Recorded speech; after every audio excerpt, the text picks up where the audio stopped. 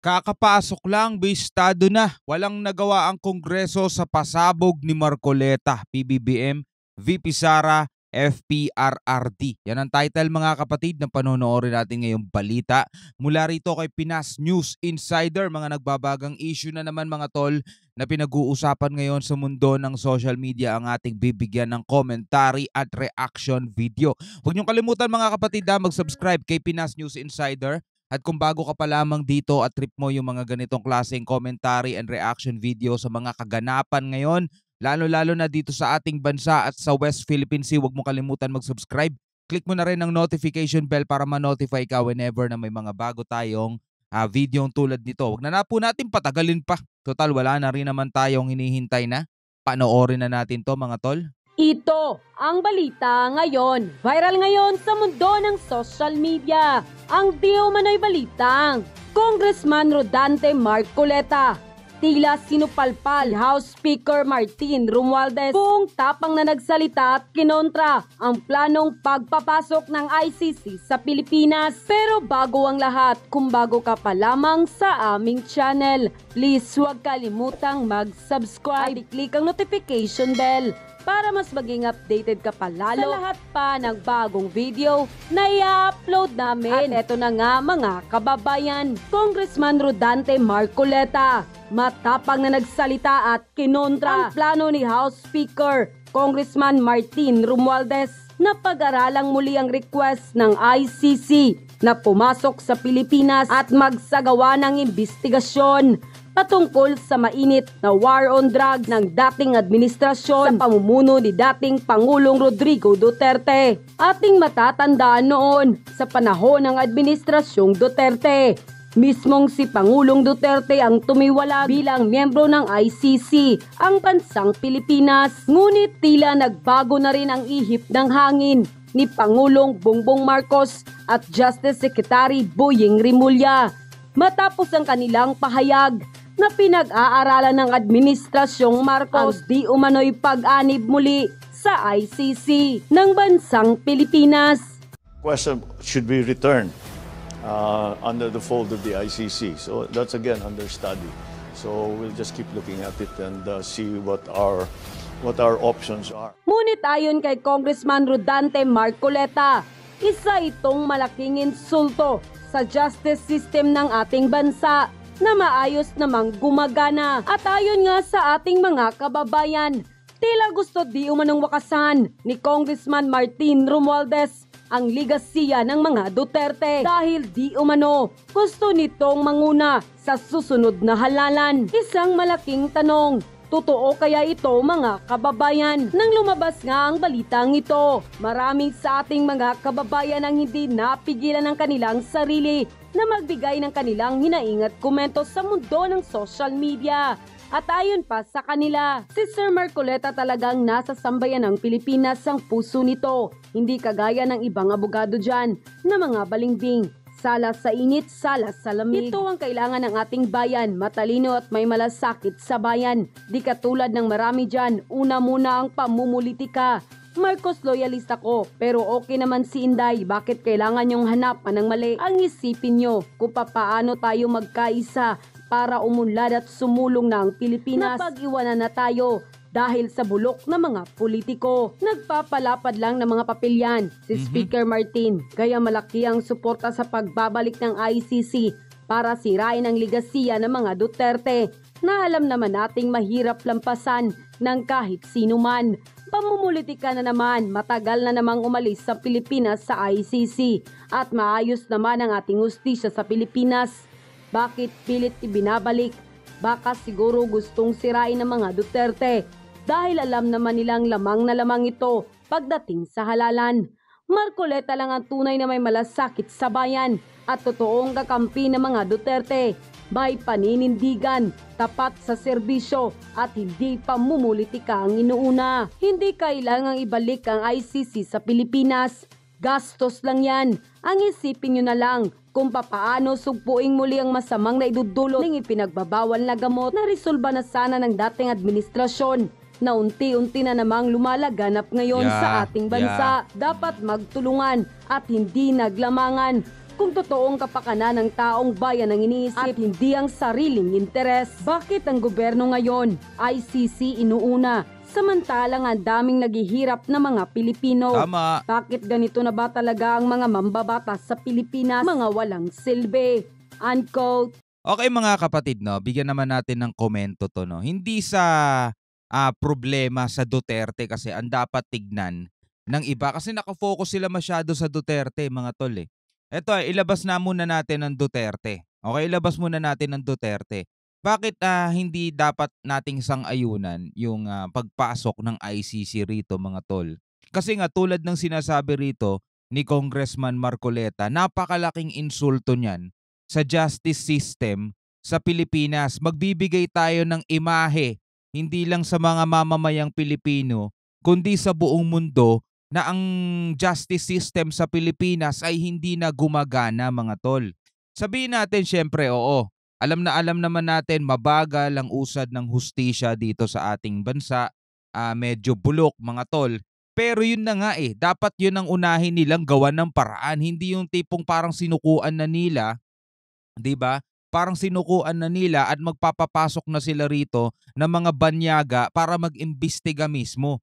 Tulad nga nung sinabi natin nung nakaraan, nung alam ng mga yan, sigurado ba tayo na hindi magiging bias yan? Na ang tatanungin ng mga yan, patas lang. Kasi malay mo, ang ini-interview niya ng mga anti-Duterte din. O di nalubog ng lalo ng si Duterte, di ba? So hindi natin pinagtatanggol dito si Duterte, mga tol. Kahit marami nagsasabi, paano yung mga naging biktima ng war on drugs? O di isipin nyo rin, paano naman yung mga naging biktima ng mga drug pusher, ng mga addict, ng mga na magpahanggang ngayon, mga tol, na magpahanggang ngayon nagiging biktima pa rin. Yung war on drugs tapos na di ba? Tapos na yung termino ni Duterte, tapos na. Ngayon marami nga nagsasabi, nagsisibaligan na sila ngayon. 'Di ba? Yung mga nagiging biktima ng illegal na droga, yung mga nagiging biktima ng mga masasamang loob, magpahanggang ngayon, mga tol, patuloy, 'di ba? O paano naman ngayon sila? 'Di ba? Paano naman sila ngayon? Kung titingnan mo nga, mga tol, majority ng mga Pilipino gustong-gusto pa rin yung war on drugs ni Duterte dati. Kasi sabi ngayon, medyo lumalabas na naman sila, 'di ba? Ilang beses na natin nababalitaan. Halos 'yun ang laman ng mga balita ngayon eh, mga binaril, mga hinold up, mga naging biktima ng mga addict, 'di ba, mga tol? 'Di ba? So hindi to sa hindi yung pagtatanggol kasi marami nagsasabi bakit iniimbestigahan pa lang naman eh. Yun nga eh, doon pa lang sa pag-iimbestiga medyo sablay na tayo doon, mga tol eh. Sablay na talaga tayo doon. Kasi nga gumagawa tayo ng imahe ng Pilipinas na bansa natin, mga tol, hindi lang sa mga Pilipino kundi sa buong mundo, na hindi na gumagana ang justice system natin dito sa Pilipinas. 'Di ba? Isipin mo, bakit may mga banyagang nag-iimbestiga? 'Di ba? Ay, iniimbestiga nila yung war on drugs dati ni Duterte. Wala ba silang hukuman diyan sa sa Pilipinas? Meron. Kaso hindi na gumagana kaya kailangan na ng tulong ng ibang bansa. O di ano mangyayari sa mga investor dito? 'Di ba? Isang malaking isang malaking parang red flag sa kanila 'yon, mga tol. Ay, parang hirap ata sa Pilipinas Ang hirap ata sa Pilipinas tipong pag ako napag-initan diyan, mukhang wala akong laban dahil di gumagana ang justice system diyan. O kaya kung sino ang mas may pera, kung sino ang mas nakakaangat, yun ang papaboran ng batas. 'Di ba, mga tol? 'Di ba? Hindi natin inaano kung kailangan makulong ni Duterte, di makulong siya, kasalanan niya yun eh. Pero kung ang iisipin mo, o sige, nabigyan mo ng hustisya yung mga naging biktima nung sabihin nating war on drugs, o mga tol. O paano ngayon yung mga nagiging biktima magpasa hanggang ngayon ng mga pinagbabawal na gamot? O asa na ngayon yung hustisya? Magpahanggang ngayon mga tol, yung mga pulis napanood natin nung mga nakaraan sa Senate hearing, 'di ba? Bilyon-bilyong tonelada ng pinagbabawal na gamot ang mga nakukulimbat sa ibang mga alagad pa mismo ng batas. 'Di ba sinasabon nga sila nila Tulfo doon, nila Jinggoy, nila Bato, mga tol. Oh, masasabi nyo bang walang mga naging biktima yung mga yon? Marami, magpahanggang ngayon, mga tol. 'Di ba? Dapat tutukan din nila yon, wag silang maging bias na sabihin nila, hindi, gusto namin mabigyan ng katarungan yung mga naging biktima ng war on drugs para makulong ang dapat makulong.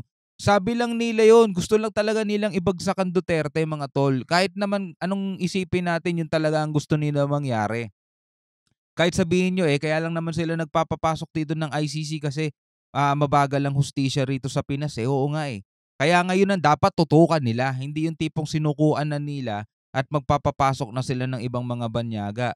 Double standard sila 'di ba? Kapag ang mga banyaga tutulong sa ating military, ayaw nila, sasabihin nila nag-e-escalate na, 'di ba? Makakasama lang 'yan sa ano ng Pilipinas. Dapat Pilipinas lang ang lulutas ng problema sa China. 'Di ba ayaw nila humingi ng tulong sa mga banyaga? O tapos ngayon pagdating dito sa pag-iimbestiga, ngayon gusto na nilang humingi ng tulong sa mga banyaga. Double standard, mga tol, no? So ituloy na natin 'to. Pag-uusapan natin ngayon, ito po, no, ICC ay DOJ at Solgen. Muli po nilang ipinahayag na tayo po ay ICC po ay walang jurisdiction sa Pilipinas. Yung DOJ po, at saka tong Solgen, ang ating po Solicitor General na abogado po ng Pilipinas ay formal na po nagpahayag na wala pong jurisdiction ang ICC sa Pilipinas, no?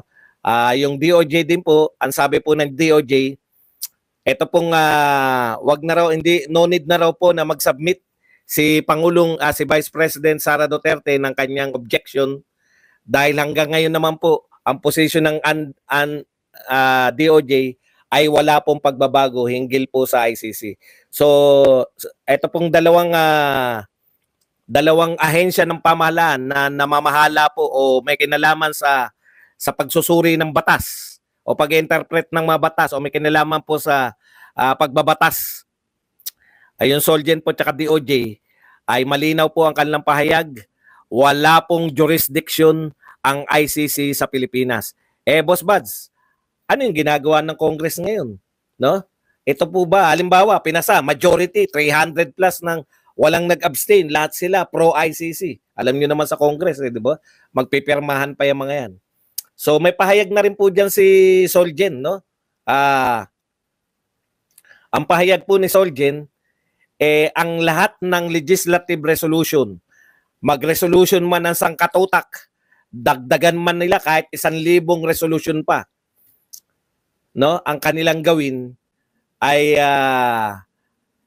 ito po ay non-binding dahil wala na po tayong jurisdiction effective. Tama po yung sinasabi, pareho po na sinasabi si Solgen at saka po yung ating kaisa-isang abogado na accredited ng ICC, si Harry Roque, na 2019 po, effective ng 2019, wala na pong jurisdiction ang ICC sa Pilipinas, no? Ito naman ang problema niyan, mga tol. Kapag nagkasundo ang Senate, ang Kongreso, 'di ba? Halimbawa, gumawa sila ng resolution. Sabi magbobotohan lahat sang-ayon sa ICC, mga tol. Pagkakataon na ngayon 'yan para sa mga kalaban, pagkakataon na ngayon 'yan para sa mga makakaliwa na kalampagin ngayon ang ating presidente. Kasi 'yun ang magbabago desisyon Pwedeng magdesisyon ng presidente, o sige, anib na ulit tayo. 'Di ba? So pwede nilang kalampagin yan. Gagamit sila ng napakaraming rally, gagamit sila ng napakaraming pamamaraan para mapilitan ang presidente na sumang-ayon na sa gusto nila. Pwwersahin nila, gigipitin nila, mga tol. Yun lang kung ang presidente ay magpapaapekto sa mga ganon. Kasi depende yan sa strength ng presidente. Kapag ang presidente, wala akong pakialam sa inyo kahit mag-rally kayo, basta hindi. 'Di ba? May ganon, mga tol. At meron na din namang pangulo na nadadala sa sigaw ng taong bayan. Kaysa lumala pa yan, baka bumaba pa ang baka bumaba pa ang tawag dito, ratings ko, 'di ba? May mga ganun O sige, ibigay na natin ang gusto nila, 'di ba? Ibigay na natin ang gusto nila. Yun lang ang problema doon, no? Pero tulad nga sinabi rito, non-binding daw, mga tol, no? So tuloy natin. So lahat po to ay pagpapakita lang ng kanilang saloobin. May silbi po ba yung pagpapakita ng saloobin? Wala pong silbi. Parang sinasabi mo lang, ayaw namin sa ICC. O, ganun lang po yun. Parang mga placards. Dahil sila yung mga mambabatas, dinaan nila sa resolution. Kumbaga sa mga nagrarally, placards lang po yan. Pwede mong hindi intindihin, hindi po yan makakapagpabago. O, pati po yung sa Senate, ganun din po yung sa Senate. So, ang gagawin po nila, mag-aaksaya po ng panahon, mag-aaksaya po ng pera ng taong bayan para pag-usapan po yung non-binding. Ang ibig po sabihin ng non-binding, hindi po naman wala pong silbi sa madaling salita. Ito ay pagpapakita lamang ng kanilang emosyon. Parang yung pag may resolution po sila may namatay o resolution honoring the late ambassador so and so. O, ganun lang po yung resolution. Okay? So wag na po yung ikainit ng ulo. Opisyal na po itong mga nagpahayag. Pero, ayan yung pero eh. Ibang usapin daw po yung pagbabalik sa ICC. No? O, yun po. Ito po, kumbaga ngayon, hindi tayo pwedeng makipag-cooperate sa ICC. Legally, hindi tayo pwedeng makipag-cooperate sa ICC dahil wala silang jurisdiction sa atin. Hindi rin natin pwedeng, kung ganun, mag-issue man, halimbawa, pwede pa rin po bang mag-conduct ng investigation yung ICC? Pwede naman. Kung loko-loko sila. Pwede naman nilang pahirapan yung sarili nila. Para magamit lang po sila ng mga politiko natin. Wala naman pong problema dun. Kaya lang, nakakahiya po sila sa international community. Iimbestigahan mo yung isang tao na non-binding naman. Kumbaga, nag-imbestiga ka, para saan? Para lang nagpa-survey. Hindi naman po ganun yung ICC. Okay? So legally, non-binding po yung ginagawa nila o legally wala pong silbi. Yan po ay magagamit lamang sa propaganda laban sa mga Duterte. Yun lang naman po ang target ng mga yan. Makapag-propaganda laban sa mga Duterte. Kasi kung sasabihin lang nila na gusto naming makulong si Duterte, para lang sila si Laila de Lima. Wala naman nang umiintindi. Nakita niyo po ba? Hindi niyo na po naririnig si Laila de Lima. Di ba? Ilang araw lang po, 3 araw lang po lang siyang kinover. Ang dami po sinasabi ni Laila de Lima ngayon. Minuto yata, nagtutweet si Laila de Lima. Wala pong umiintindi dahil wala naman pong bigat. Ganun lang po ang mangyayari sa kanila kung magsasalita lang. Pero kung dinaan nila sa resolution, mabigat po yun dahil yung mga na-ipe-play up nila na parang merong silbi. Kasi marami po sa mga kababayan natin, hindi po na akala nila ang ginagawa ng Congress parang batas lahat. Hindi po, ang resolution po, non-binding yan, no? Wala pong pakialam. Pwede pong hindi intindihin. At ganyan nga po ang ginawa ng ating Pangulong Marcos. In fact, bukas aalis na naman po papuntang Dubai si Pangulong Marcos.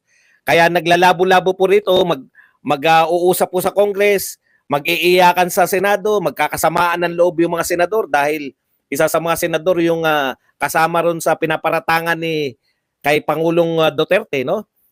I-rest nila yung samaan ng loob para po sa isang walang silbing kabagay-bagay. Habang busy po tayo na pinanonood si Tambi na tumitingin ng itlog at pinag-uusapan po sa Kongreso ang napakabigat pong usapin. Kung ang presyo po ba, kung ang itlog po ba ay kikiluhin na o per peraso pa rin. Alam po ninyo, no, nakakadiri po, no? Kayo sa mga congressman namin, no? Nakakadiri po yung mga pinag-uusapan ninyo.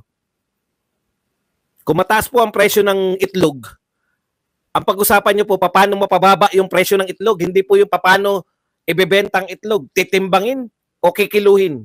Walang katuturan. No?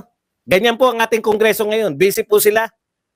Nag-uusap kung papapasukin bang ICC o hindi. Wala naman silang silbi.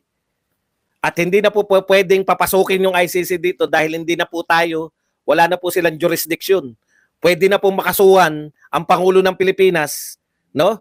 Na pagpapailalim sa isang international body na walang jurisdiction sa atin. Kulit na, pinag-uusapan.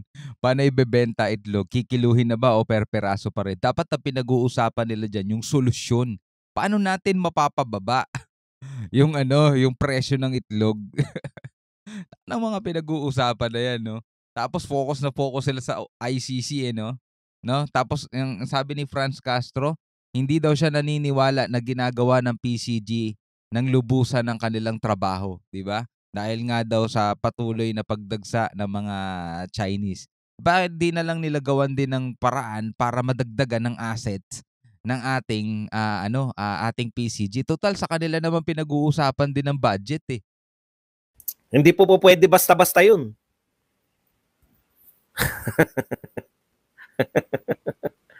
Ang itlog daw sasalatin.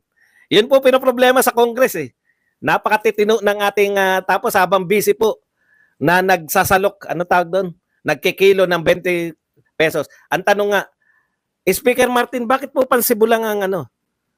Bakit po pansibulang ang 20 pesos ang bigas? Ako na rin sasagot. Kasi proyekto yan ng Cebu government eh.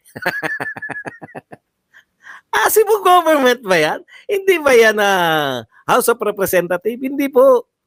Proyekto po yan ng Cebu government. Kaya sa Cebu lang po may 20 pesos na bigas. Dahil subsidy po nila yan. Subsidy ng Cebu government. Opo. Kumbaga parang paayuda nila sa mga mahihirap sa Cebu. Anong ginagawa ni Martin? Mahirap po sagutin. Kasi po siyempre in-invite po nila si Pangulong Marcos. Hindi po yata nakadalo. Kaya si Martin po naroon nagsasalok ng bigas. Okay.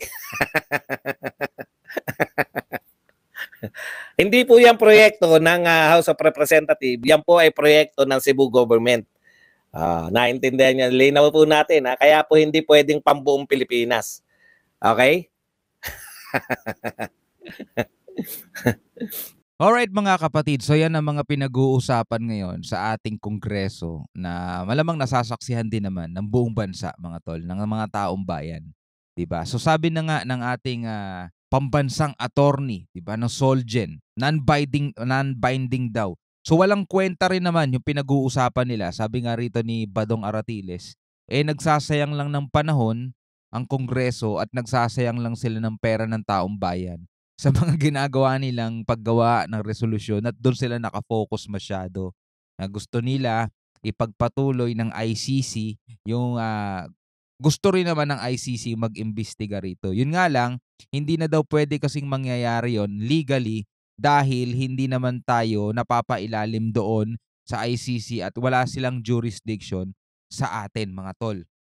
Pero ibang usapan daw, syempre, kung tayo ay magpapailalim ulit. Kaya nga tulad nung sinabi ko kanina, syempre kapag lahat ng mga congressman nagkasundo yan mga tol, ang lalaki ng ano niyan, ang lalaki ng mga impluwensya niyan. Kayang-kaya nilang gamitin ang taong bayan para kalumpagin mga tol ang ating presidente para magpasailalim ulit sa ICC at tayo'y mapasailalim ulit dyan sa International Criminal Court.